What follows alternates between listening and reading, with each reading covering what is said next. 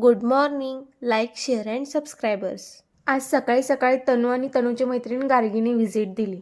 यांचं बोलणं आणि बडबड काही संपतच नव्हती. एकीचं बोलणं संपेपर्यंत दुसरीचं बोलणं चालू. यांची बडबड शांत करण्यासाठी हा नाश्ता दिला. पण या काही कमी नाहीत.